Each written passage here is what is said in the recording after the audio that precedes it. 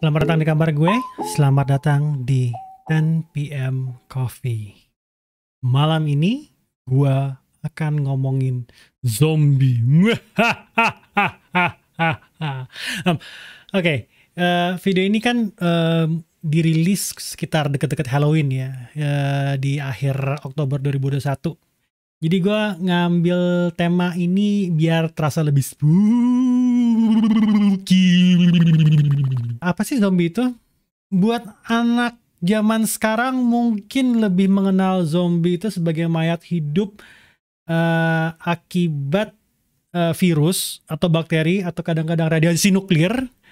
Jadi zombie ini di-treat sebagai wabah penyakit. Dan apa namanya, karena treatmentnya sebagai wabah penyakit ini bisa menyebar ketika ada orang yang digigit lagi sama zombie. Karena kan si zombie ini carrier ya, pembawa penyakit tersebut. Jadi dan zombie ini ngegigit orang bukan karena mereka sekedar gigit, mereka tuh memakan makhluk yang masih hidup. Jadi ya agak aneh sih. Gue mikirnya sekarang agak aneh.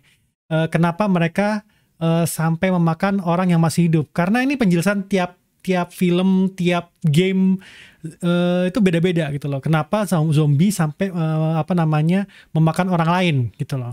Memakan orang yang masih hidup lebih tepatnya. Nah tapi agak beda pemahaman gue tentang zombie pertama kali. Mungkin karena waktu itu yang gue dapat itu emang agak beda ya. Yang gue tahu tuh dulu zombie itu mayat hidup yang karena pengaruh ilmu hitam atau magican. Jadi bukan karena wabah atau penyakit, tapi orang yang di-reanimate, yang dihidupkan kembali dengan magic ini. Nah, yang lucu, gue malah ingetnya dulu zombie itu emang makan manusia, emang mau makan manusia, tapi nggak makan flashnya, makan otaknya. Nah, ini gue nggak ngerti nih. Dan emang sebenarnya kata zombie ini sendiri berasal dari kata Haiti, yang pengertiannya kurang lebih sama, cuman berkaitannya dengan ilmu voodoo, hence magican. Well, either way, zombie itu dikategorikan sebagai makhluk undead atau tidak mati. Ya, makhluk yang sebenarnya sudah mati, tapi masih hidup, hence undead. Nah, jadi gini, belakangan ini gue baru aja baca komik slice of life fantasy mungkin ya, yang judulnya Hatsukoi Zombie. Yang kalau diterjemahin itu dalam bahasa Indonesia, Zombie Cinta Pertama. Ceritanya sendiri tentang seorang pemuda yang punya kemampuan untuk melihat bentuk cinta pertama pria lain. Ini lucu sih konsepnya, mengingat kita kadang-kadang suka kelingi dengan cinta pertama kita. I mean, it's your first love gitu loh. Even though we probably meant for someone else, but tapi orang yang menjadi cinta pertama kita itu dapat kehormatan untuk jadi cinta pertama kita. You get it gitu. Jadi orang yang bisa jadi cinta pertama kita tuh punya kehormatan di dada kita. Jadi gak heran kalau ada orang yang ngomong first love never dies gitu. Karena mereka punya tempat sendiri di hati kita gitu loh. Well, lanjut lagi, si pemuda ini bisa bisa berusaha untuk mempurify cinta pertama orang-orang terdekatnya. Ya, caranya dengan antara menghubungkan mereka dengan cinta pertamanya. Jadi dibuat jadi pacaran atau akhirnya in relationship. Jadi bayangan cinta pertamanya akhirnya ke-purify. Atau kalau misalnya orang itu sampai jatuh cinta dengan orang lain, maka si bayangan cinta pertamanya ini yang nempel sama dia itu akan sedih dan akhirnya memudar. Yang lucu nih ya, selama gue baca komik ini, that's the thing about zombie. They cannot move on. Zombie itu akan terus hidup selama mereka terikat dengan magic, atau selama mereka terjangkiti virus tersebut ada di dalam tubuh mereka gitu. Hence they cannot move on gitu loh.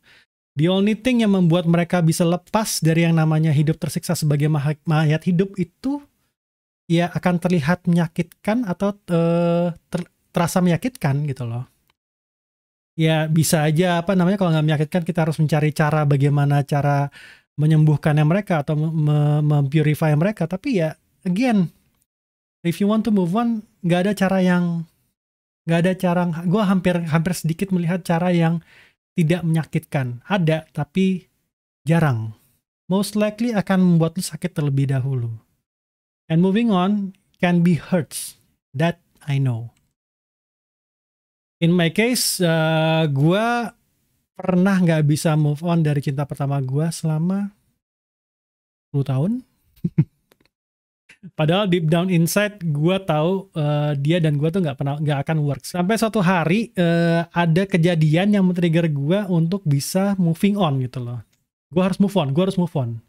Dan hal yang gue petik dari pengalaman gue ini itu adalah orang nggak akan bisa move on kecuali dia sadar dia harus move on. Jadi si orang ini harus sadar dulu kalau dia harus move on, harus sadar dulu kalau dia harus melupakan apapun yang membuat dia tidak bisa move on. Hence, ketika ini, kalau in my case ya, ketika ini terjadi lagi sama gue belakangan ini, gue lebih cepat sadar dan langsung menarik diri gitu loh. Jadi apa namanya, langsung, oh enggak, gue nggak mau lagi ngerasain hal yang sama, gue mundur gitu loh.